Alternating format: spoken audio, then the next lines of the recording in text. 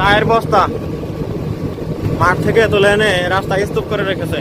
এটা হলো তেঁতুলিয়ার ভিউ, তেঁতুলিয়া পঞ্চগড়, উত্তরবঙ্গ। চা বাগানগুলো দেখতেই থাকুন, অনেক বড় বড় চা বাগান দেখতে পাচ্ছি, সমতলের চা বাগান এগুলো। বাংলাদেশের অর্থনীতিতে চা একটা গুরুত্বপূর্ণ স্থান দখল করে আছে। অর্থনৈতিক শস্য চা। এই চা এবং চাজাত দ্রব্য বিদেশে রপ্তানি করে বাংলাদেশ প্রচুর বৈদেশিক মুদ্রা অর্জন করে থাকে। আমরা শিল্পে সমৃদ্ধ হচ্ছি, আমরা পোশাক শিল্পে উন্নত হচ্ছি, চা শিল্পে উন্নত হচ্ছি। আমাদের উন্নতির ইতিহাস, আমাদের জীবনের সাথে উন্নতির ইতিহাস আটকে আছে।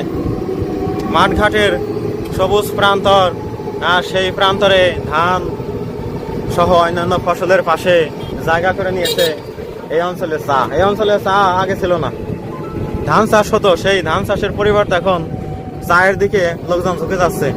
আর পঞ্চগড়ের সেই চা এলাকা তেঁতুলিয়া এবং অন্যান্য কয়েকটা উপজেলা নাম করে ফেলেছে চা শিল্পে। বেগুন ক্ষেত দেখতে পেলাম, এই যে বড় একটা জলাশয় দেখতে পাচ্ছি। এত বড় জলাশয় খুব কম দেখা যায় এই এলাকায়। মাছের চাষ করেছে মনে হয়, তাই না? হ্যাঁ, ওই ওদিকে নেট দেওয়া, সম্ভবত মাছের চাষ করেছে এখানে। বাংলাদেশের এক টুকরা জমিও পতিত রাখা যাবে না, এটাই তো সরকারি ঘোষণা। আর এখন হিসেব করে করে কিন্তু বাংলাদেশের কৃষি জমিগুলো আবাদ করা হচ্ছে। বাংলাদেশ এমন একটা দেশ যে দেশের জমি পতিত থাকে না। আর বিশ্বের বহু দেশ, রাশিয়ায় তো বিশাল বুসরা এক দেশ, কিন্তু বাংলাদেশের প্রায় ৮০-৯০টার সমান। রাশিয়া সবচেয়ে বড় রাষ্ট্র পৃথিবী, সেখানে কিন্তু অল্প জায়গায় মানুষ বসবাস করে, বাকিটা পাহাড় পর্বতে ঘেরা, হিমালয় পর্বত বরফে ঘেরা। হিমালয় না, অন্যান্য পর্বত, হিমালয়ের শাখা দিকে কাছে কিনা ভালো জানা নাই, তবে বিভিন্ন পর্বতে, রাশিয়া কিন্তু উঁচু উঁচু পর্বতে ঘেরা এলাকা। বিশাল দেশে মাত্র ১.৫-২ কোটি লোক সংখ্যা, খুবই হাস্যকর বলে মনে হয়। আসলে আমরা বাংলাদেশিরা অনেক গর্বিত। আমাদের অল্প জায়গার ভিতরে ১,৪৭,০০০ বর্গ কিলোমিটারের এই বাংলাদেশে গিজগিজে মানুষের বসবাস, ঘরের পাশে ঘর, মানুষের খাটের পাশে খাট। এই তো গ্রামীণ জীবন।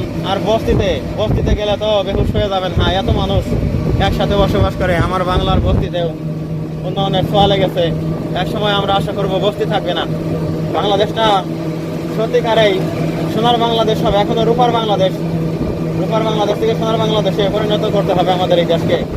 তবেই আমরা ভবিষ্যতে শান্তি পেতে পারবো। আর এজন্য আমাদেরকে বসে থাকলে চলবে না ভাই, চলবে না।